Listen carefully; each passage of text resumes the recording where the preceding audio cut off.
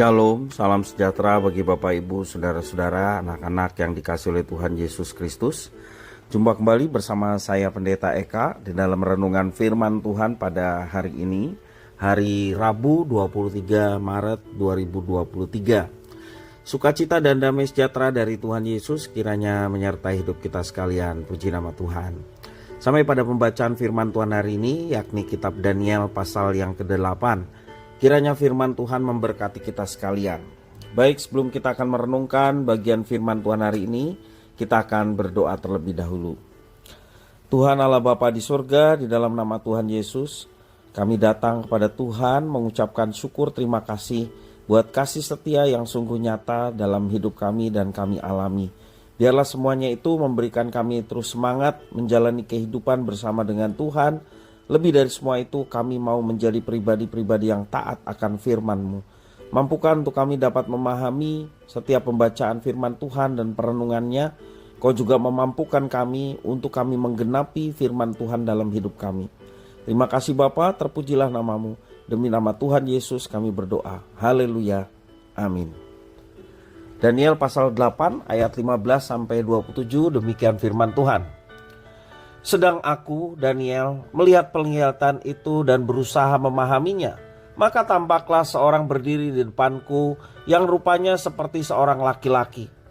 Dan aku mendengar dari tengah sungai Ulai itu suara manusia yang berseru, "Gabriel, buatlah orang ini memahami penglihatan itu."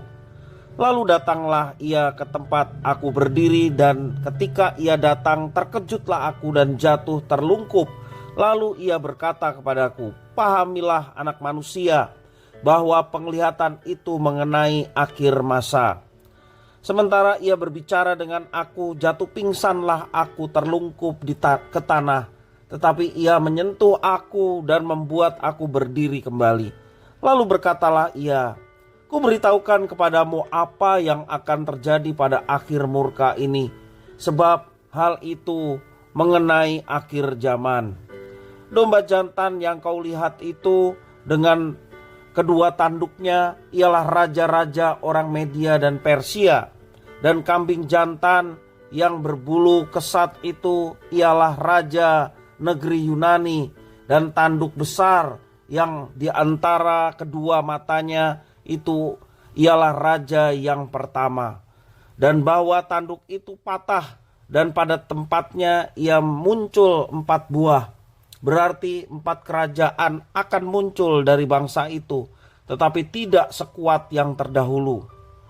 Dan pada akhir kerajaan mereka, apabila orang-orang fasik telah penuh kelihatan kejahatannya, maka akan muncul seorang raja dengan muka yang garang dan yang pandai menipu.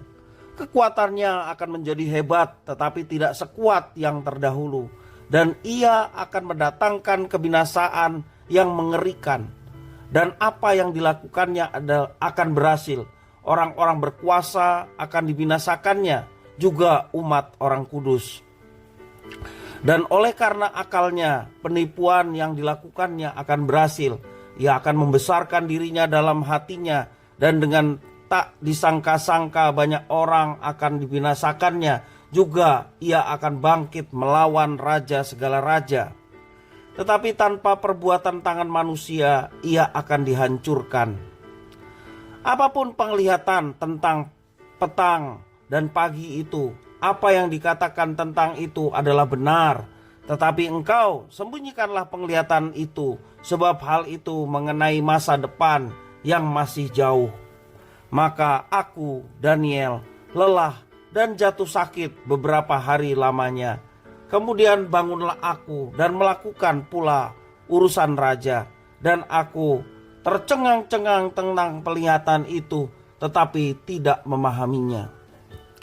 Bapak Ibu Saudara-saudara yang dikasihi oleh Tuhan, itulah penglihatan Daniel yang diungkapkan di dalam pasal 8 ayat 15-27. Dalam mimpinya, Daniel mendapatkan penglihatan yang aneh dan membingungkan. Ia melihat domba jantan yang dihancurkan oleh kambing jantan.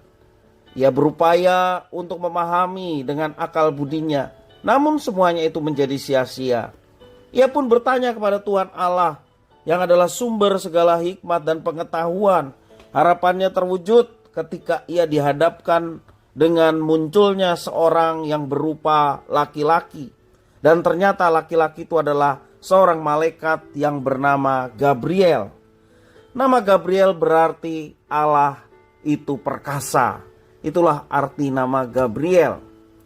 Penjelasan Gabriel tentang penglihatan itu membuat Daniel sungguh terkejut. Mengapa ia terkejut? Sebab apa yang dilihatnya dalam mimpinya adalah sebuah peristiwa akhir zaman. Ayat 17 menjelaskan demikian. Dan tanpa disadari, karena begitu lelahnya, Daniel jatuh pingsan dengan posisi terlungkup ke tanah.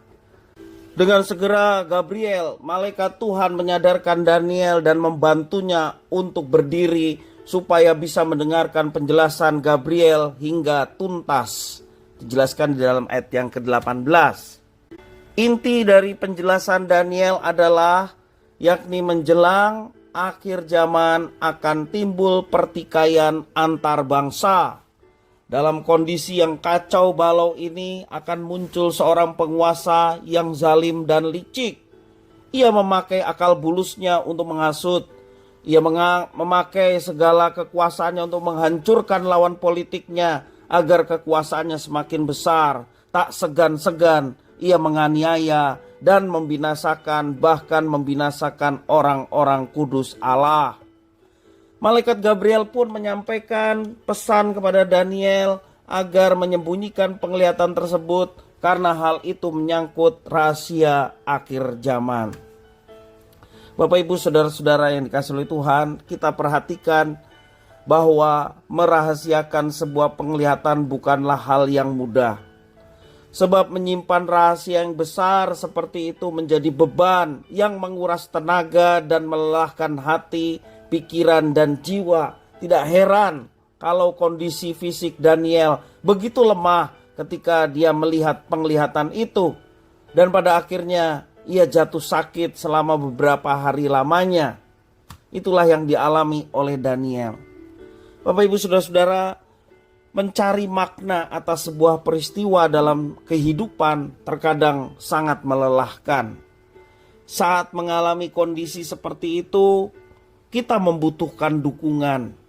Terlebih kita membutuhkan dukungan dari Tuhan untuk menguatkan kita bahwa Dia Allah yang perkasa, yang sanggup menolong kita. Dan pertolongan dari Tuhan seringkali menggunakan orang lain. Seperti pemazmur mengatakan, pertolonganku datangnya dari Tuhan yang menciptakan langit dan bumi. Cara Tuhan menolong orang yang dikasihinya bisa melalui orang-orang yang dipilihnya. Kalau di zaman kita sekarang, Tuhan bisa memakai hamba Tuhan atau pendeta untuk menolong kita. Bisa juga orang yang digerakkan secara khusus oleh Tuhan untuk menolong anaknya yang membutuhkan pertolongan. Tetapi yang jelas bagi kita adalah Tuhan pasti menolong kita. Itulah yang kita mau pegang teguh sampai kapanpun.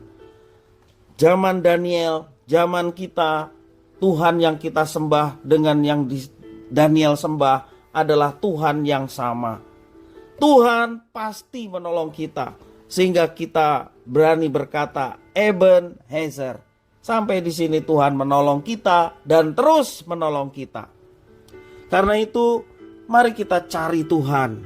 Maka Ia akan menghadirkan dirinya, mungkin melalui utusan yang telah dipilih oleh Tuhan, menjadi dalam tanda petik malaikat penolong seperti Gabriel, untuk mendampingi, menopang, dan meneguhkan kita. Jangan ragu-ragu meminta pertolongan Tuhan. Maka Tuhan yang akan bertindak sesuai dengan kuasanya, bahkan bertindak menggerakkan seseorang yang menjadi malaikat penolong kita untuk mendampingi, menopang, dan meneguhkan kita. Janganlah bersandar kepada diri kita sendiri, sebab diri kita terbatas. Juga kepada orang lain, andalkanlah Tuhan. Kalaupun Tuhan menggunakan orang lain untuk menolong kita, kita kembalikan semua itu karena anugerah Tuhan dan berkat Tuhan untuk menolong kita, sehingga kita diberikan kekuatan, bahkan kemampuan untuk dapat menyelesaikan setiap tantangan dan persoalan dalam kehidupan. Bapak Ibu saudara-saudara, sekali lagi kuncinya adalah kita bersandar kepada Tuhan, Tuhan pasti menolong kita tepat pada waktunya. Kiranya firman Tuhan memberkati kita sekalian. Kita berdoa. Tuhan Allah Bapa di surga, di dalam Yesus Kristus, kami mengucapkan syukur atas firman Tuhan. Mampukan kami untuk senantiasa menjadi pelaku-pelaku firman dalam hidup kami, sehingga nama Tuhan dimuliakan dan hidup kami pun boleh terus mengalami berkat dan penyertaan-Mu. Terima kasih ya Tuhan, demi nama Tuhan Yesus kami berdoa. Haleluya, amin.